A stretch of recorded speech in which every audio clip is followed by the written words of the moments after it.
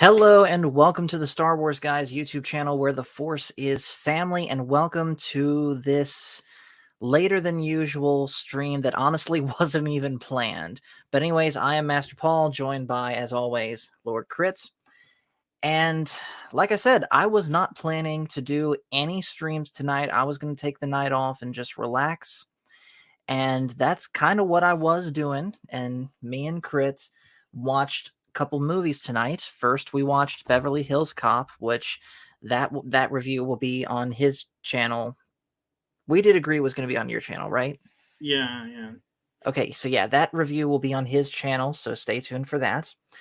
But we watched another movie after that, just the two of us, and that movie was Alita: Battle Angel. And I'm going to go ahead and say it now. That movie, I'm giving it a 9.5 out of 10. I give it a 10. I want to give it a 10, but I don't know if I could quite go that far. But I could definitely it some give of the dialogue? We'll get into it in just a moment. But yeah, suffice it to say, I loved this movie. And Krit, you obviously are more knowledgeable about it than I am. You've seen it before. You at least know of the source material it comes from, right? Have you read like the books it comes from? Yes, I've read the books. I would actually, you've been doing your book reviews. I would read the books. Just know that they're a little more violent than I would say Grewishka, for example. Grewishka is a little more more violent than he was in he's a little more violent in the book. Mm-hmm. And I also sent an invite to you know who, if he decides. Of course. Speaking of invites, this is an open panel stream, so if you guys have seen this movie and want to join in, the StreamYard link will be the pinned comment in the chat.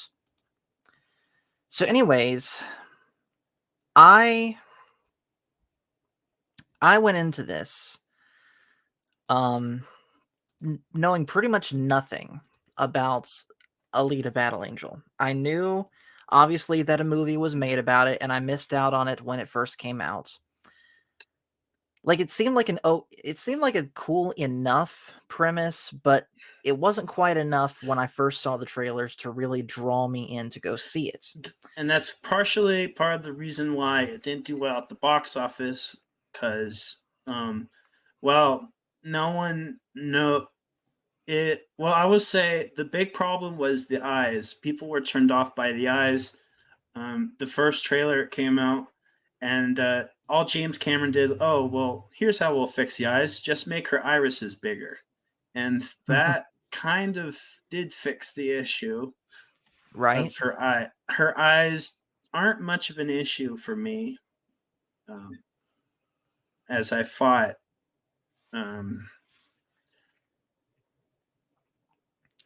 But anyways, I didn't know, of course, that there was a book that this was based off of.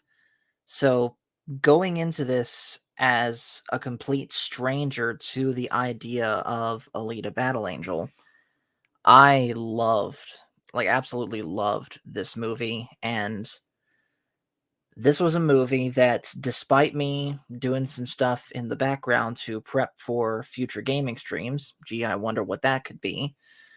But real quick, Nova Vaughn says, never even heard of this. Well, Nova, you about to hear about it now. And you missed out. yes. And I'm sure this is not going to be the last time that Krit and I see it, but anyone that has not seen this movie, you owe it to yourself to see it, right?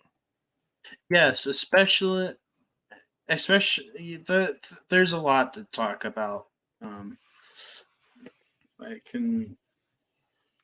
There's a lot to talk about. Talk about it.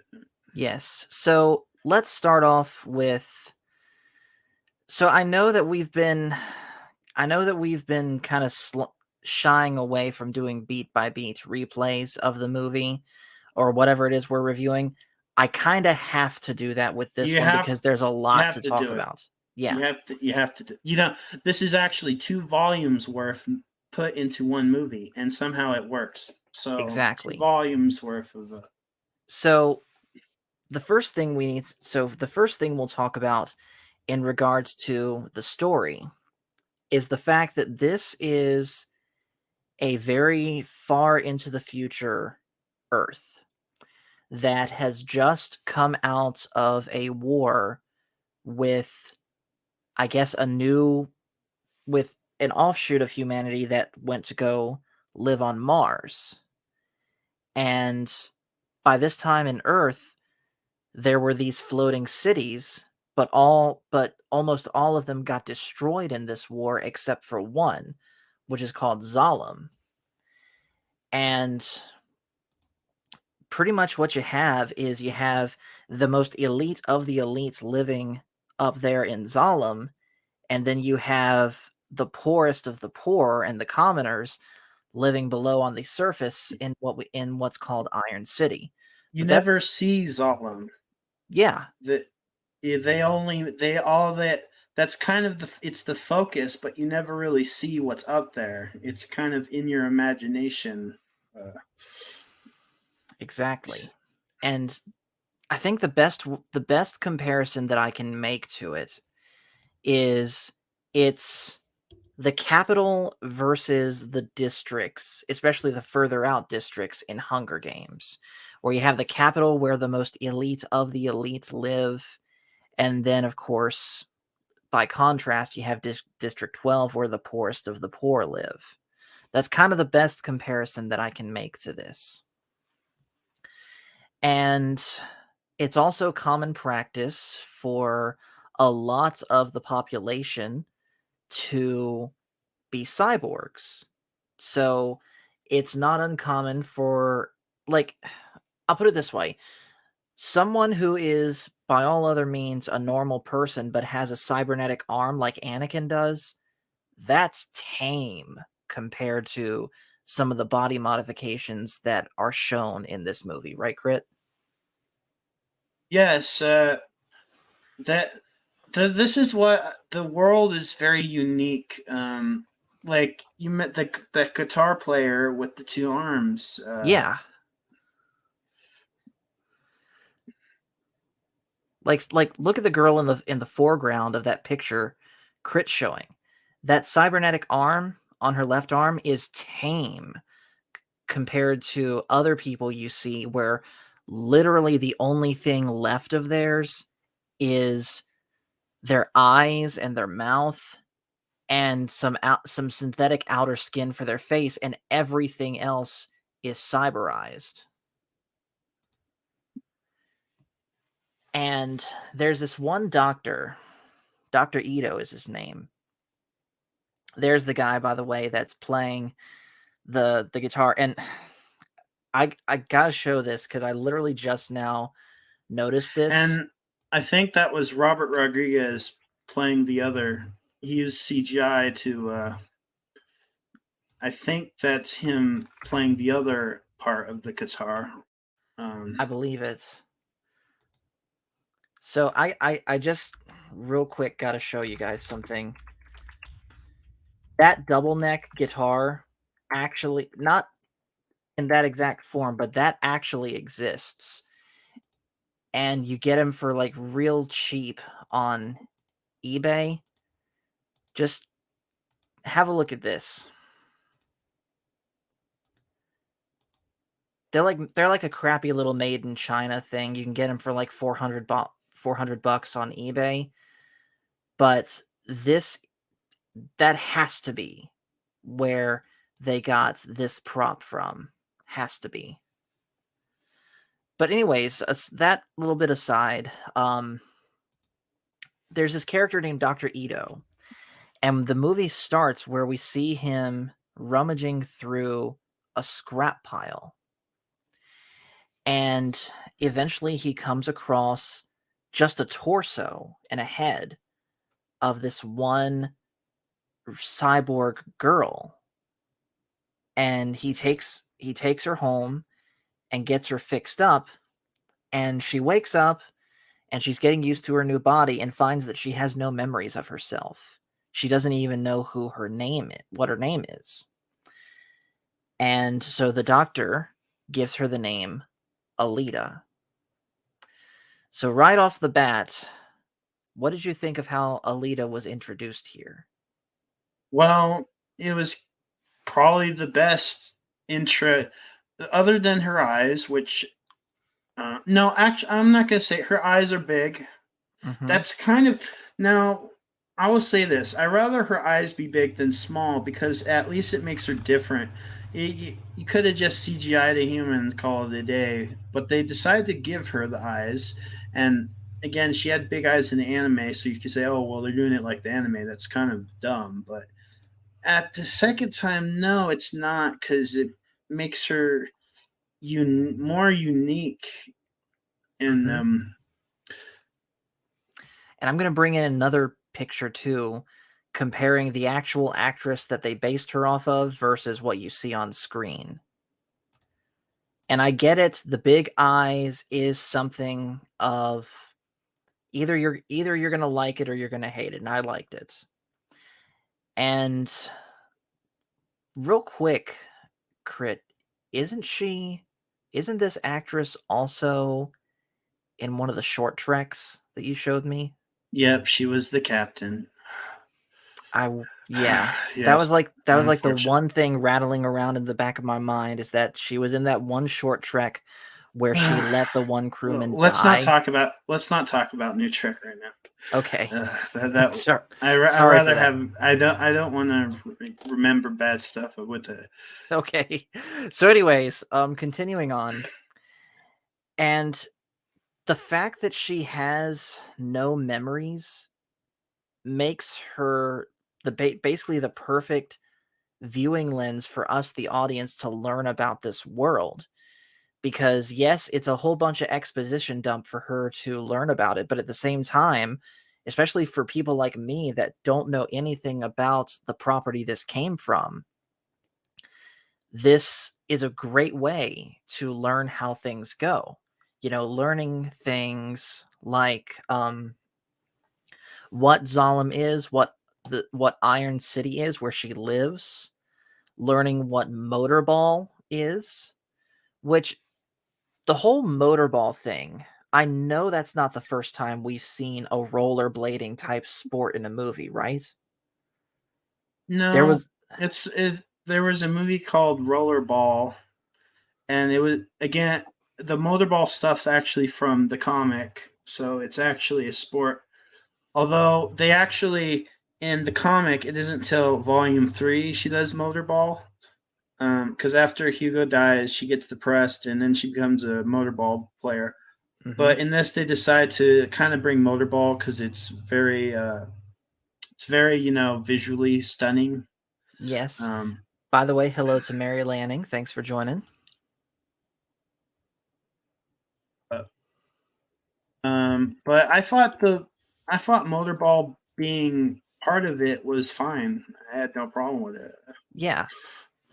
And by the way, the guy that she is riding the motorcycle with, that is Hugo.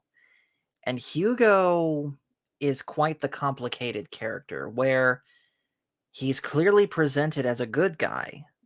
Like the movie wants us to see him as a good guy, and yet he's doing very crooked things ultimately to make his way up to Zalem, including incapacitating other cyborgs, stealing their cybernetic limbs, all to give them to this one shady businessman by the name of Vector as basically um, materials for building better motorball cyborgs. Is that about a good way to say it?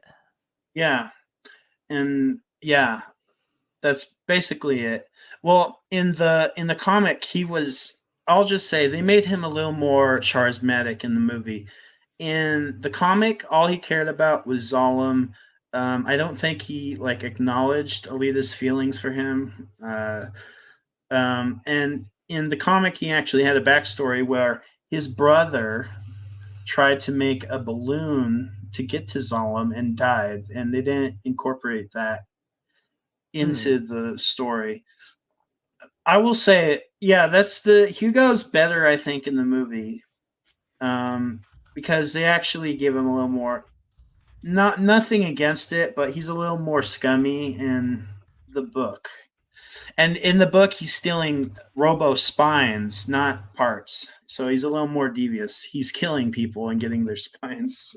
Right. Where in this movie, he makes a point to say, I never killed anyone. Yes, I did bad things to them and stole, like, their limbs, for example, but I never killed anyone. And that's actually a pretty big plot point later on in the movie. But real quick, that has to be Coach. But he says next week's Mando episode title leaked: The White Cable of Death, 43-minute runtime. Yep. I don't know if Coach and Nick have seen Alita Battle Angel, but if you guys are looking for new entertainment, I would watch. Yes, it is. It is an amazing movie. Rent your copy of Alita Battle Angel. Rent it, or buy it. I buy. And real quick, how did you stream it? Is it on one of the streaming services? I own it. I own it on. Oh, okay. Yeah, I own it on DVD, and I own it on Vudu, and I own it on YouTube. I have every copy known to man of Alita. Awesome. And Coach has seen the movie. So good.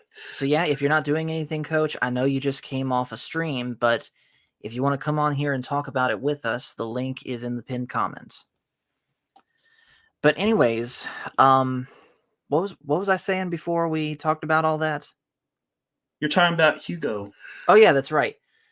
Like I said, I honestly liked how they did the whole, yes, I did this crappy stuff, but I didn't kill anyone, and how important that becomes later in the movie.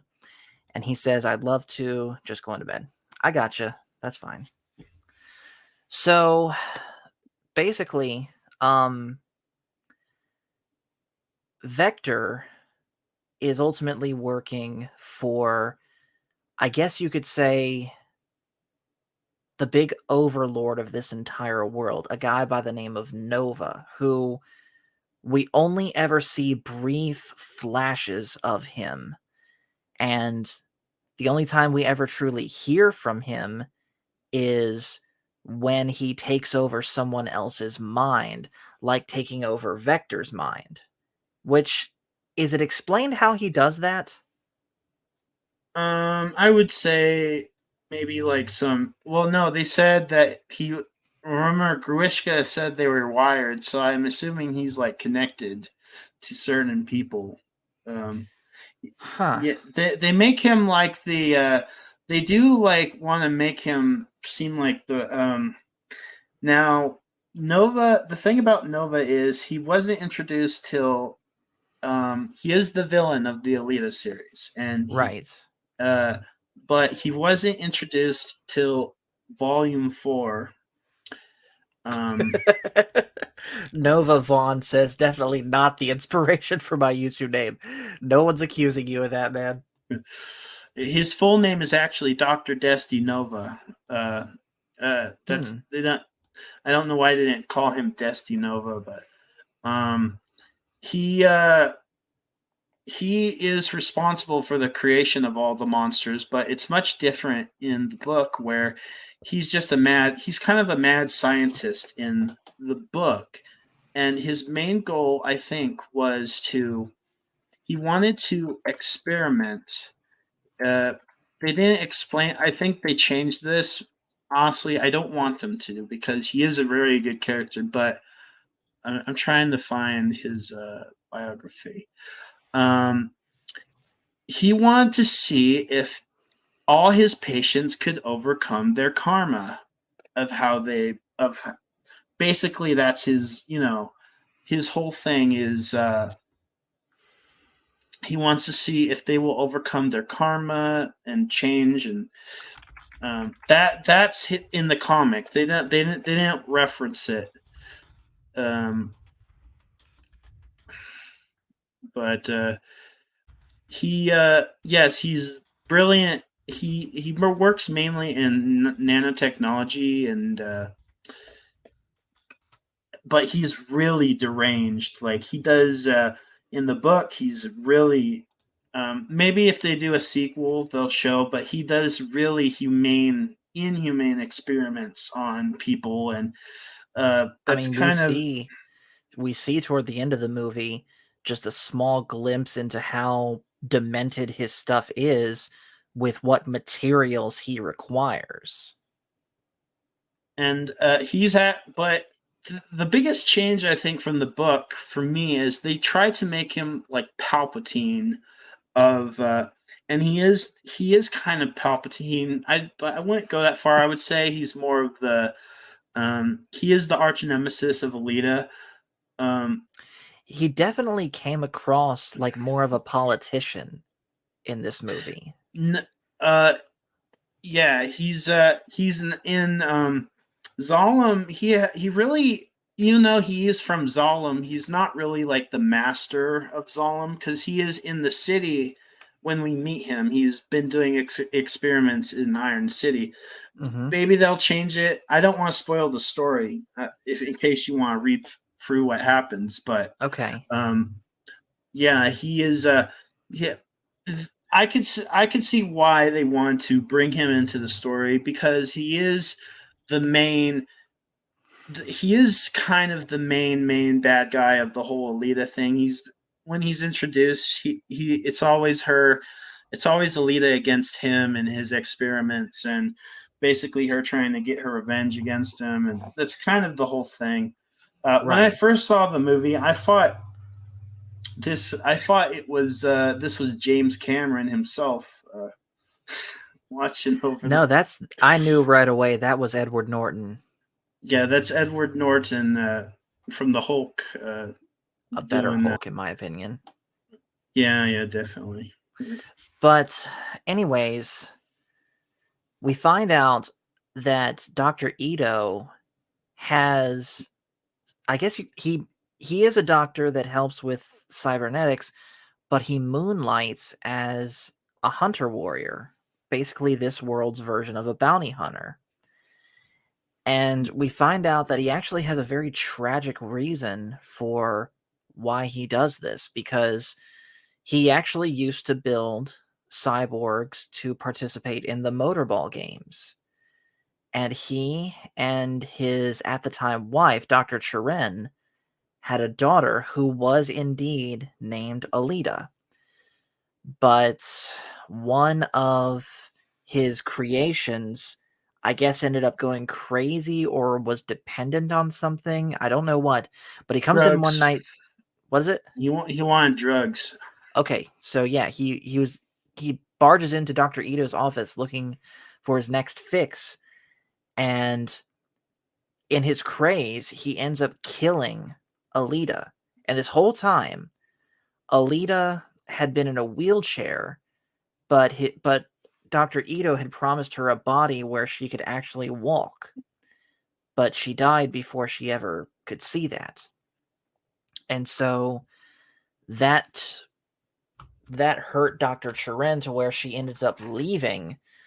She ended up leaving Dr. Ito and siding with Nova and Vector. And she didn't like the fact that Alita basically became who she Alita the cyborg became who she was. Is that a good explanation of that? Yeah. So one night we see that Ito is out doing his thing as a hunter killer, and Alita sneaks out and follows him, and the two of them end up having to fight against these three criminals that are going out murdering people, and one of them is and they're basically being led by this giant of a cyborg named Grewishka. In And the, in the comic book, he was actually Makaku. His name was Makaku, and he was much more like evil and I need to kill. mhm, But the biggest thing that obviously this is PG-13. Makaku would eat people's brains. and Ugh.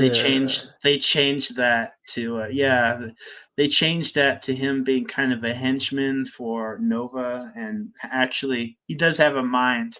He's less dumb in this one than he was in the comic books. Which honestly, I did appreciate that. I like when they do giant basically when they make giant brutes that are actually intelligent instead of just me strong, me evil.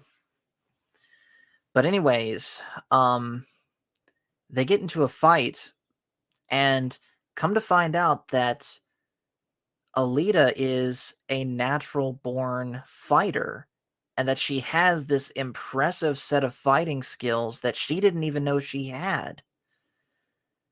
And come to find out that she was, and in this fight, she actually gets unlocked a memory that she had forgotten, where she finds herself on the moon in the middle of a battle.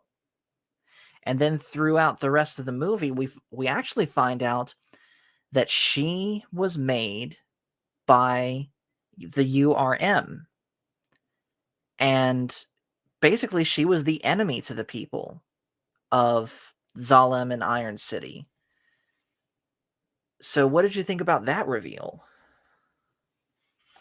I liked yeah, I thought that was it's like out of the blue, but it's really good. I think Gelda, I don't Michelle Rodriguez played Gelda and she wasn't credited. Mhm. Um uh but I'm surprised at the detail that they included Gelda. She's not even in the main Alita comic. She's in the sequel series, The Last Hmm. Order. But I found the whole flashback things interesting, and it goes to show how I don't know how to describe it. How the, it's not trying to be deep, but it is trying to connect the dots and who she is. I Right. guess. Like it's definitely more world building, but I really hate to I really do hate to do this. Unlike the world building in say Mando chapter 19, it doesn't feel like it's just off on a side tangent. It feels like it actually complements the story. It's probably a terrible analogy, but you get what I'm trying to say, right, Crit? You don't have to wait 3 seasons to figure out where Grogu came from. So, Yeah. Which side note, I have not yet seen Mando chapter 20. I'm probably not going to until Sunday afternoon until it's time when it's time for me to talk about it because we'll talk that's a conversation for another time. But anyways, um we also find out that Alita it has a natural talent for motorball because she gets into something of a I guess we'll say friendly match with her and Hugo and Tanji and all the rest of them, and she's actually very good at it. She also goes to see a professional motorball match, and it's here that we're introduced to the concept of the final champion. Now, throughout the whole movie, they make a big deal that no one from Iron City can ever go up to Zalem except for the final champion of the motorball games. Someone that basically goes undefeated throughout their entire career. Their ultimate prize is to go up to Zalem. So basically, Hugo's main motivation is he wants to get up to Zalem himself, but instead of participating in the motorball games, he's trying to basically work his way up there by working for Vector, stealing all of these cyborg parts. And yes, he knows it's wrong, but he just really wants to get up to Zalem that badly. But over time he starts to really fall for Alita, and his heart starts to change. And then during the course of the movie, we also meet the, I guess you could call them the bounty hunters guild of this world, the hunter warriors. And Yes. these guys are the biggest jerks ever to Alita, except for one Yeah, of them. Zapan, basically. Yeah. So this guy, basically, this guy is the big. I'd say he's the most egotistical character in the movie. Would you say that's accurate? Yep, and he has some really the detail on his back. Yeah, like the acid etching, that's what it has to be. The acid etching on his back makes it look like tattoos. But basically, when Alita herself, in order to go after Grewishka, decides to become a hunter warrior, he and the rest of the other hunter warriors do not take kindly to it, and he openly mocks her for it and pretty much starts a barroom fight, which was one of the best parts of the movie, by the way. And it's also worth noting that his main weapon is the sword of Damascus, which is made by, again, the URM, and Um, I believe it's the sharpest blade in the entire story. Is that it? yep. Funny, funny thing is, this uh, McTeague is important in after this story because Zapan does something to his daughter, and it kind of leads into the events of the into the second part, or I would say the middle of the whole Alita story. Right. And that's when that leads to eventually Nova coming into the story. I wonder if they're going to adapt that to if they do a sequel, which I hope they do. Me too. But um, uh, yeah, you could read it for yourself. But I like they brought him, and it's funny that he's kind of a cowboy. This is Robert Rodriguez, so it has a lot of Texas vibes, basically. Mhm. And Wait, that's Robert Rodriguez himself? no, that's no. The you there's a lot of Spanish and kind of like Texas Oh, vibes in the city okay. and I gotcha. cowboys, and you could tell that's just Robert Rodriguez's like whole shtick, which is great. Uh, Nothing against it. It actually makes the world a little more more more original, I would say. Mhm. Yeah, I definitely agree with that. And he's like the only one that doesn't immediate I mean, yeah, he doesn't like the girl at first, but he isn't going to attack Alita when the rest of the hunter warriors do. But of course, this barroom fight gets broken up by Grewishka, who was assigned ultimately by Nova to kill Alita. And arguably, okay, so let me ask you this, Krit. What's the best fight in this whole movie? Is it this one, or do you think it's the motorball fight, or something else? I think it's the motorball fight. Ultimately, I agree, but this fight, where it's Alita versus Grewishka one-on-one in the sewers, it's a strong contender, basically. Yeah, well, yeah. The same thing happens in the movie, or maybe it was the anime where the puppy dies and she takes the blood, and yeah, that's all And from the comic book. Or maybe it was the anime because the anime was only an hour long, and they right. adapted a lot of.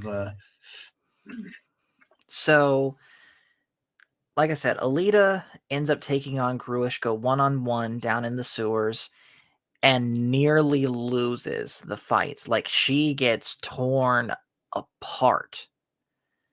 but she manages to get a few good hits in on Grewishka, including lodging her entire right hand into Grewishka's eye and intentionally breaking off her arm at the wrist and leaving her fist lodged in there. Of course, by this point, she's already just a torso with literally only that arm working. So it takes the McTeague character and his dogs to basically get Grewishka off of her, and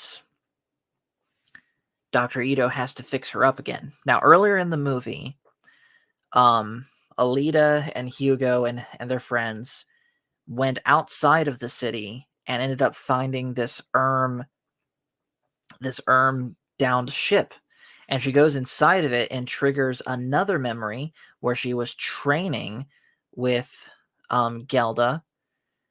And we learn that basically Nova, as we kind of already suspected, is the enemy.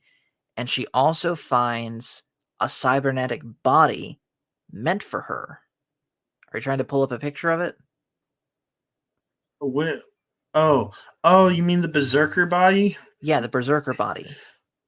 Uh, the CGI during this scene was phenomenal. Let me see if I can. Yes. Here it is. The the berserker body. That's also from the comic, but in the comic she didn't find it. Ito said he found it from the spaceship. So they changed. Ito already had the body in the. See if I can find a good picture for it. But anyways, she wasn't Ito, though, didn't initially want to give Alita this body because he knew all along what she really was. And I don't think it was quite well explained what he was scared of as to why he didn't do it. Because, yeah, he made the point of, yeah, you were this before, but you have the chance to start over. But what was he scared of as far as not... body being a weapon. Oh. And spoiler, Nova eventually does get the berserker body, but that's in the comic. I won't say what he does with it. Okay. So anyways...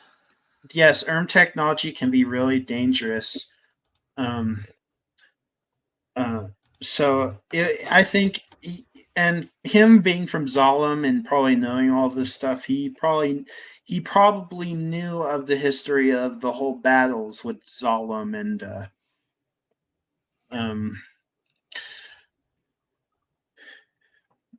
one of the one of the funny things of the Alita comic is that Nova gets killed a lot, but he always has like a clone. Gee, I wonder what that reminds me of. I always thought Nova was alive back then. Did he like just clone his body every time that body became useless? Somehow Nova returned. Basically, at least he has an excuse because he knows nanotech. Right. And just as a quick side note, that line, somehow Palpatine returned, has become something of an inside joke between me and my cousin Trevor, who was on here a couple weeks ago talking Persona with me. Anytime we talk about literally any story where something happens that shouldn't make sense, I just say that somehow Palpatine returned. But anyways,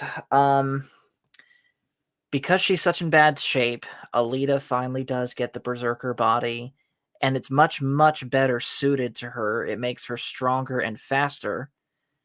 And ultimately, she ends up entering the motorball leagues. Now, she starts off basically in the minor leagues, but what she doesn't know is that the match she's about to enter is a trap. Basically, all of the other players, both hunter killers and people that have a bounty on them, Vector gave them a secret job, basically saying, I will give, say, $500,000 to whoever it is that kills Alita. And so the match isn't even a match. It is just an outright brawl with all of the other players trying to kill Alita, but at the same time, Alita killing all of them in some pretty brutal ways, including getting one guy trapped by his own chain and getting him pulled backward into a grinder, Temple of Doom style. Or cutting one girl in half. But while this is going on, what's up? Taking one guy's arm and shoving it in one guy's neck. Yeah. People die in some pretty creative and brutal ways in this, but it's not gory because they're cyborgs. But while this is going on, Hugo's conscience basically finally got the better of him, and he went to go find Tanji and the rest of the group as they were trying to take someone's parts. And he says, "Stop it, we're done with this." And they don't take it very well, and a fight breaks out, but that fight is interrupted by Zapan, who, in an effort to kill Alita, uses Hugo, basically saying, "You are now my bounty, Hugo, because you have committed a murder." And the dude that they were taking parts from, he just straight up decapitates him, saying, "That's your murder. I now am tracking you." And Tanji tries to, of course, protect Hugo, but he ends up getting cut in half Darth Maul style by Zapan. Like I said, this is kind of a brutal movie, if we're being honest, right, Krit? Yeah. So the motorball match ends up going outside of the arena as Alita rushes to try and save Hugo. And eventually she catches up to him, who he had his shoulder crushed by Zapan, by the way. And Alita basically learns the truth about Hugo and what he had been up to. And of course, she's heartbroken at this. But she still does her absolute best to protect Hugo, even in spite of the fact that Zapan had just stabbed him through the stomach with his sword. So they hide in the church, and who comes to help them but Dr. Chirin, who, again, up to this point, had been helping Vector against Alita. But her conscience finally got the better of her, and she decides, I can't go along with this anymore. So what they do is, because Hugo was dying, they cut his head off, but keep a constant stream of blood flowing to it to keep his brain alive, so that Dr. Ito can make a cybernetic body for him, basically from the neck down, which they're successful, by the way. And because he's dead, or he's considered dead, the bounty is lifted, but of course Zapan sees right through it and tries to take Hugo's head from Alita, severing, the blood connection. But Alita, A, disarms him of his sword, and B, uses that sword to literally cut his face off. And he's just holding it like with literally this much of his face missing, including his jawline. And he's just holding it like, my face! My face! So what did you think of that, Krit? It was really good, though. That leads to Zapan is interesting because in this story he I can't find a good resolution image, but he's he's like in the beginning of the Alita story in the original comic. Mm-hmm. But I liked how he got his comeuppance. He's a little more arrogant in. Well, actually, no, he's the same. I would say the same as he was in the original comic.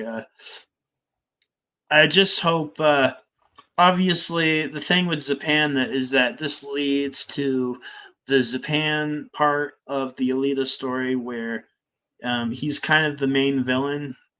Mm-hmm. Um, of course, you got actually no, he's not the main villain. He's one of the villains.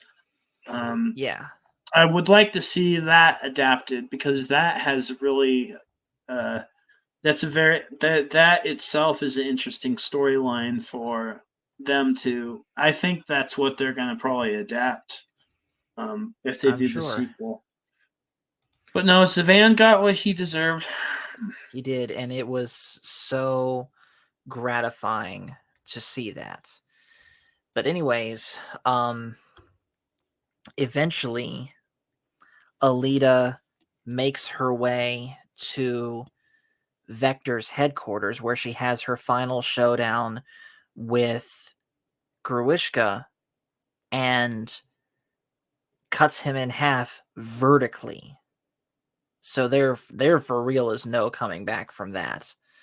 But we also learned something very disturbing as far as what it take of as far as what Nova requires for his experiments. And we find out the truth of what Vector had been offering Hugo him um as far as him making it up to Zalin. Oh, he would have gone up, but he would have gone up completely disassembled to where you literally have his brain in one jar, his eyes each in a jar, other components of him. And Like he Shirin would have, was alive in that too because yeah, we saw her eyes moving. So, yeah.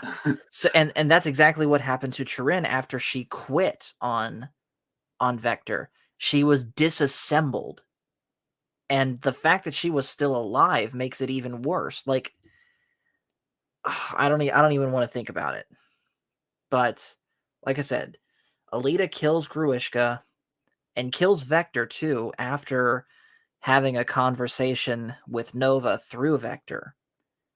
However, by this time, Hugo has recovered and is climbing up one of the support cables to try and get to Zalin. And it's here that we get another flashback. Well, actually, no, before this, we get to another flashback of Alita and Gelda climbing up that very same support cable and this big blade like thing coming down on them and mowing through all of the force that was trying to ascend it. Of course, Alita and Gelda survive, but in the present, Hugo's climbing up that same cable. That same fan comes down on both him and Alita.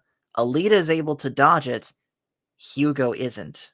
He survives initially, but he is rendered literally just a torso with one arm.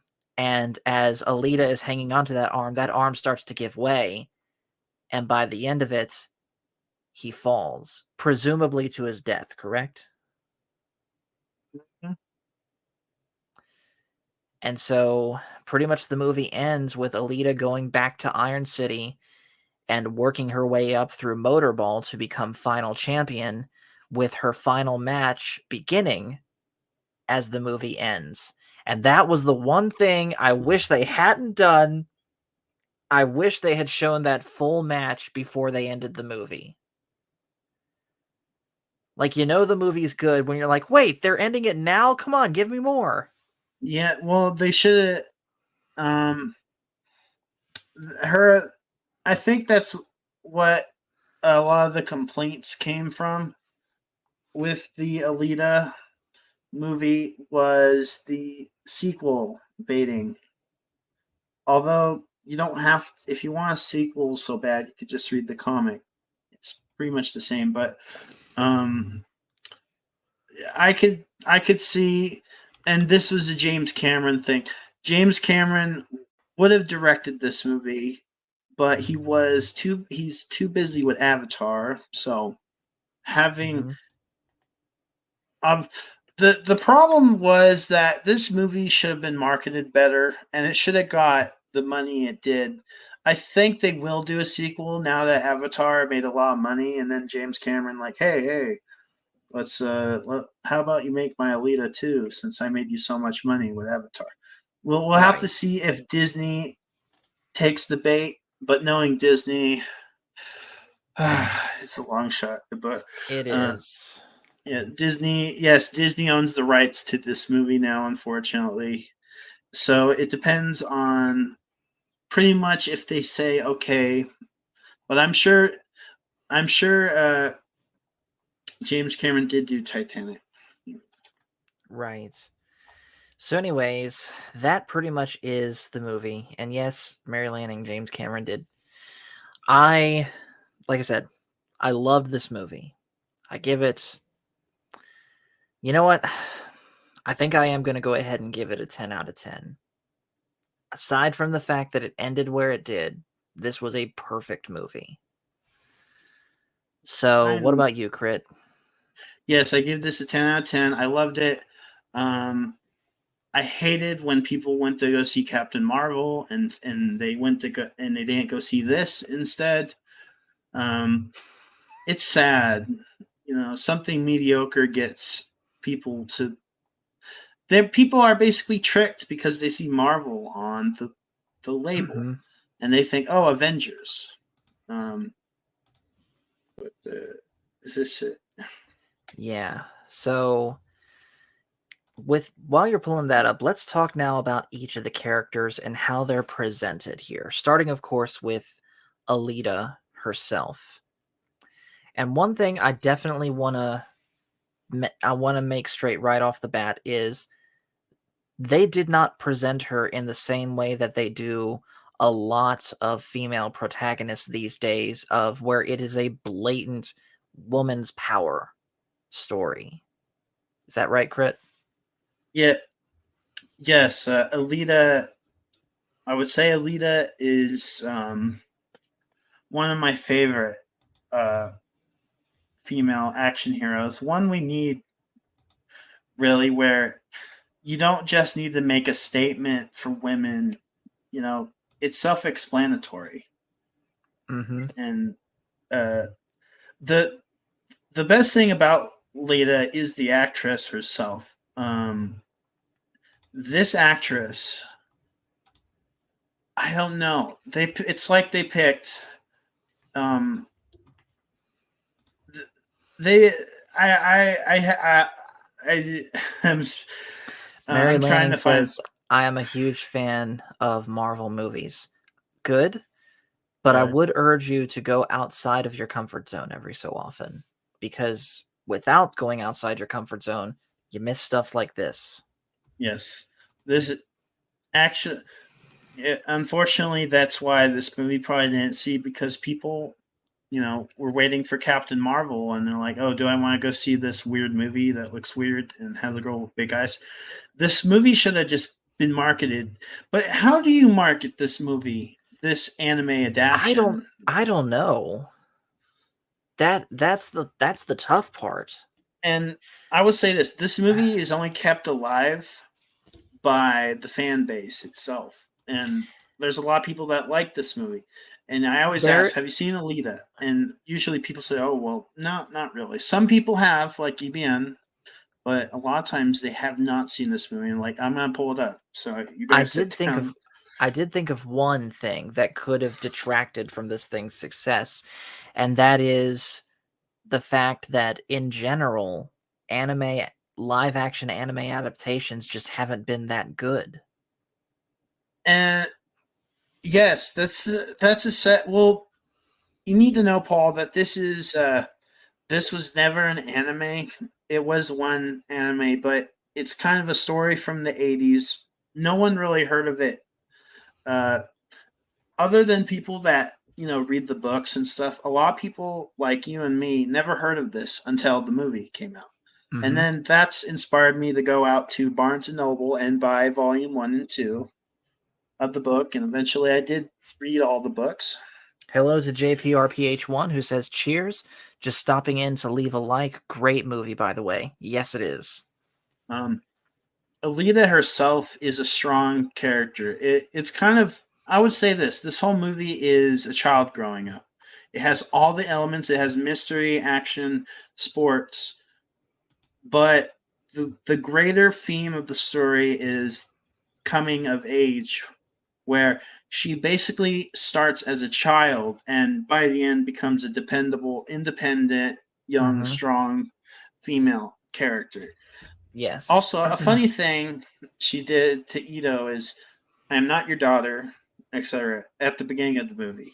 At the end of the movie, she accepts him as her father, which pretty much speaks a lot. Yes, it does. So, and then also showing Alita's capabilities and the slow reveal of her backstory as this soldier, I thought that was done really well. It did, if I had to nitpick something, remind me a little too much of how video games these days tend to reveal their stories, where something happens and oh my god, you're in a flashback sequence. But even still, that aside, it did it really, really well. And then the fact that this entire character is CGI. Obviously, we already saw there was someone here doing motion capture, but the CGI, and this kind of touches on the last topic, the CGI specifically for Alita is top notch. Like You I've can't even tell. yeah, like I'm gonna like this says a lot for me, but this outshines Gollum. And then the next character I want to go over is Hugo. And again, he he's written really well, where he's not just this white meat good guy. No, he has a bad past. He does terrible things, but at the same time, when he cares about someone, he truly does care about them, and at the end of the day, he chooses that person over his personal goals. In the comic, he didn't care about Alita. Right. He's like, I only care about Zal. They changed that, but it worked better in the movie. Um, Although they could have made maybe his desires for I actually like the tragedy of his desires for Zalem more outweigh more his need to be with Alita. Um, Mm-hmm. Maybe they could have done that, but no.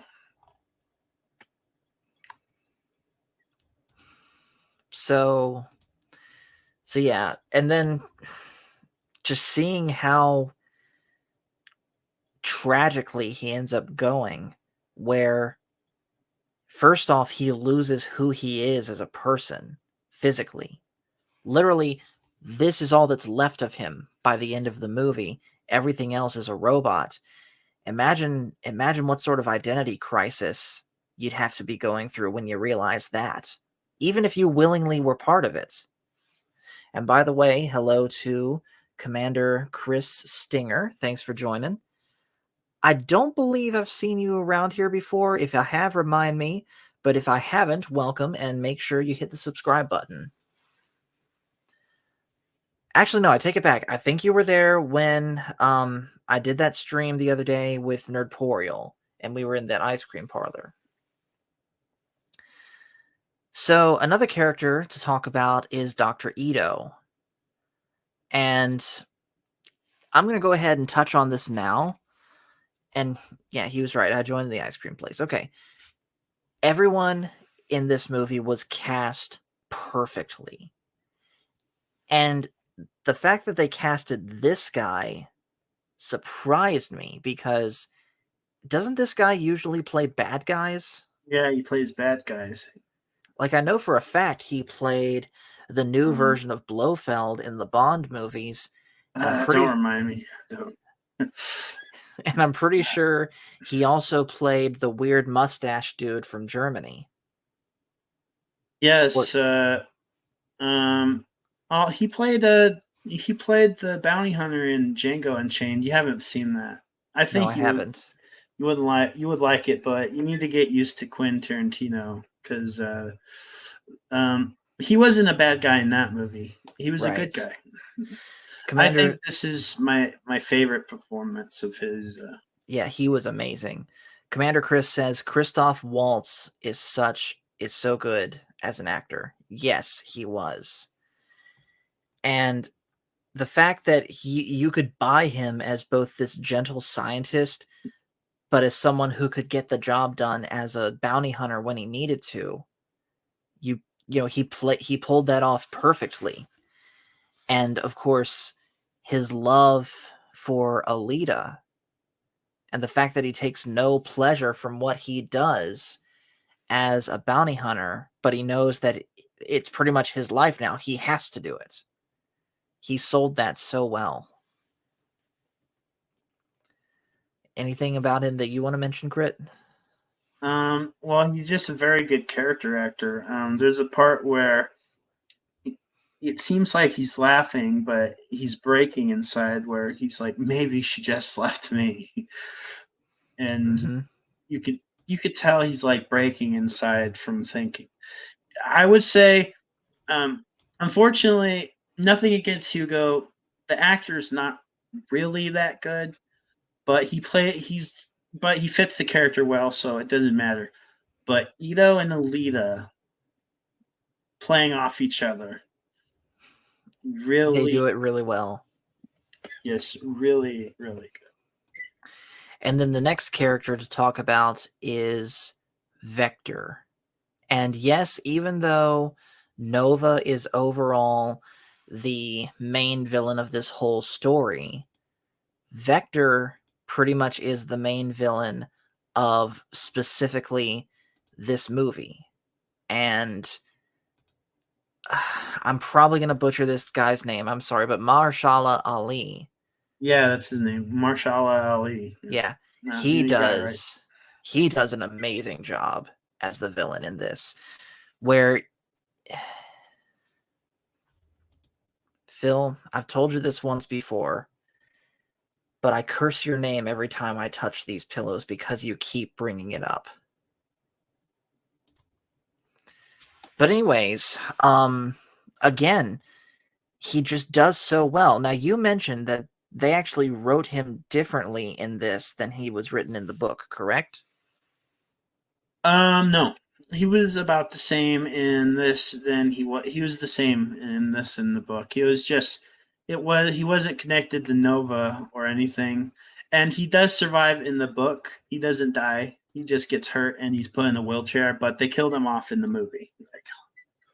Right. Um, his shtick more is more of the it is more of the whole thing with the whole scam he's running and how Lita's being manipulated and the whole factory stuff. And Nova doesn't have him as a henchman or anything because Mm-hmm. Nova. I don't think Nova wasn't thought of yet when the author was writing that part of the story.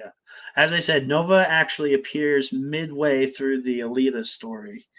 But I think he was alluding to. I don't know. Hmm. So, anyways, continuing on, he again, Mr. Ali just does a great job at this, both when he's playing himself and when he is simulating when Nova is speaking through him. He just does an amazing job with that. And oh my goodness, wow. Even the details of the glasses. Like that is shockingly good right there. And then of course Dr. Turin back there behind him, she did a great job too. Yeah, yeah, Jennifer Connelly, and especially that part where she has the lingerie on. Of course. Not to Yeah, mention, Phil missed out. yeah, not to mention the jewel embedded in her head right here. Yeah, the mark of Zalem. Yep. And then Phil says, with your wearing that white shirt, it's giving you a heavenly glow. Yeah, I usually don't wear white on here. I usually wear black. But anyways, the next character I want to talk about is Grewishka. And holy cow, did they do a good job of making this guy scary. Like, every scene that he's in, you absolutely bought that this guy was just an absolute threat. And I said it already, and I'll say it again. I'm glad that they went the route of not making the big hulking brute dumb. I'm glad that they made him actually intelligent too, and they showed that he, even just in the little things, that he could actually have intelligent banter instead of just raging and just charging in head first, not even thinking about things, right? Mm-hmm. And of course, when he got the upgrades and the finger thing that he does, that was pretty cool. And again, it was super awesome to see him finally get his comeuppance when he gets cut in half vertically. And then the final character I want to talk about is Zapan. And as I already said, he basically, you could almost take him as like a cautionary tale of what happens when you let your ego go too far. Like, he is, I already said it, he's the most egotistical character in this movie. He's good at what he does as a bounty hunter, and he knows it to the point that he thinks he's untouchable. And combine that with the fact that he carries the most powerful blade in this movie. And he let his ego get corrupted. Now, one thing I don't think I was quite clear on, was he outright working for Vector? Or did he just hate Alita because he saw her as basically being better than him? I think he saw. Um, I think he saw it as being better. Well, she humiliated him in the bar. This is the same thing that happened.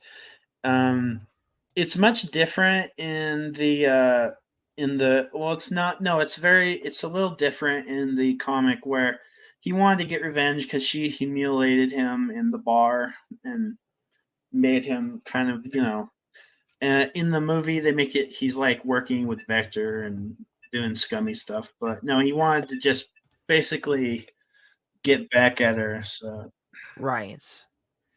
Which, again, the guy that plays him, Ed Skrein, does an amazing job of it. Oh, and by the way, he plays also Francis in Deadpool. And the whole time I'm sitting there watching him, like, I know him from somewhere, I just can't put my finger on it. That's Francis.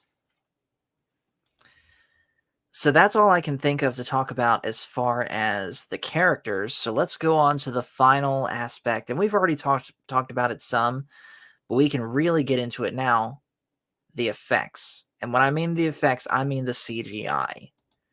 This is the single best CGI that I have seen in a long time, possibly ever. and it's by the guy who made the Book of Boba Fett. Yes, so just think about that. The same guy that gave you the Vespa scooters, the same guy that did the spin and shoot, made this movie,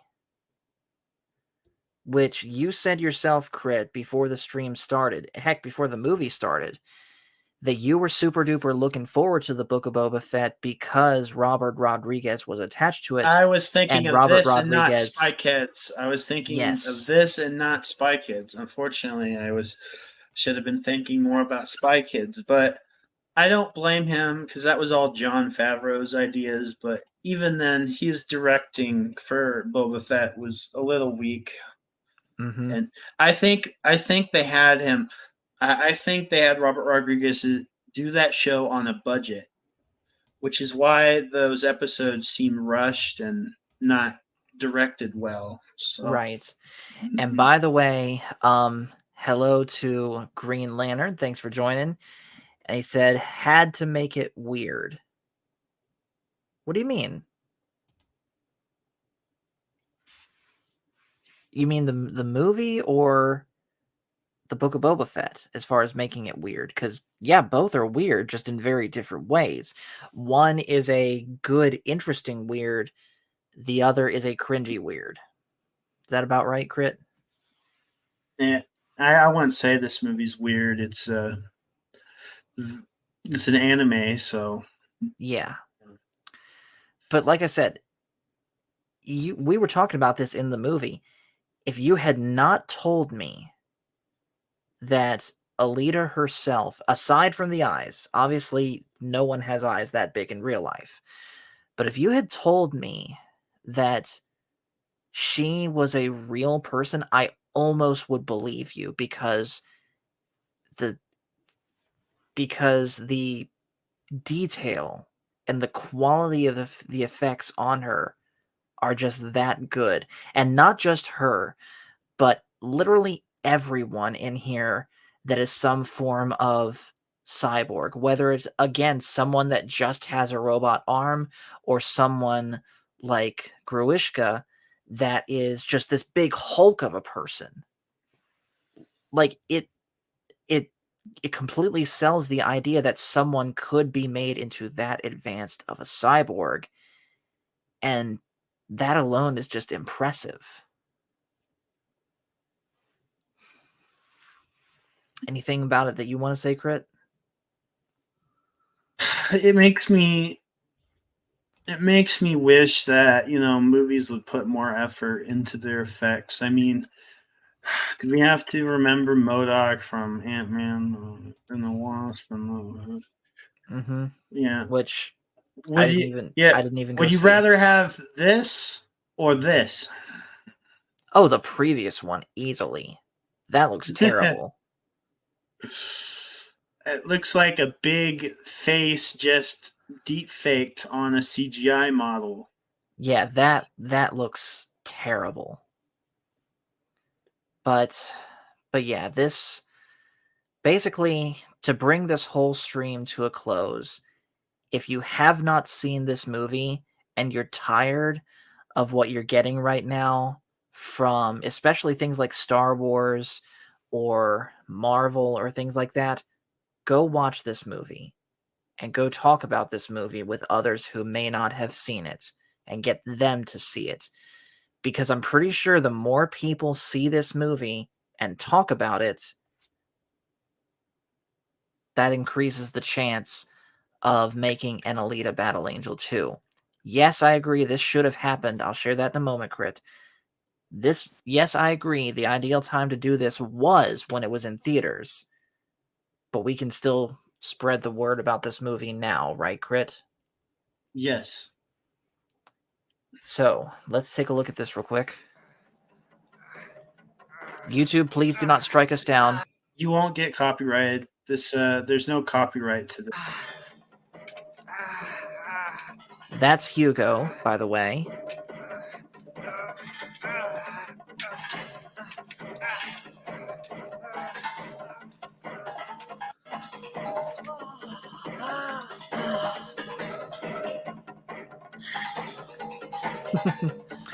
Green Lantern's right. He says it even has a strong female lead.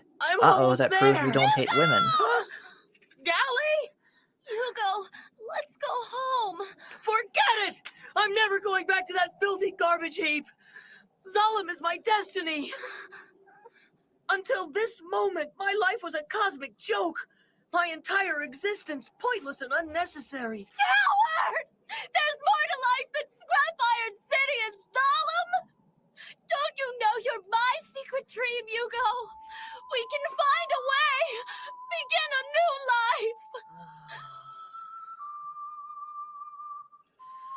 We could.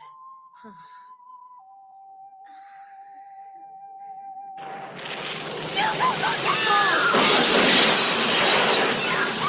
Yep.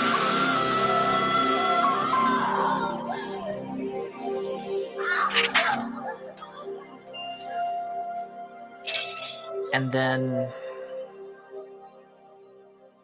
I'm glad I had the chance to know you. Goodbye, my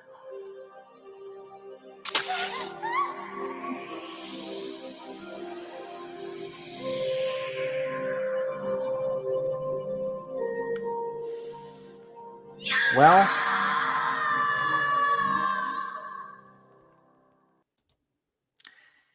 hate to end the stream on a downer note like that. By the way, hello to Steven Ransom, who says he's on a live stream walkabout.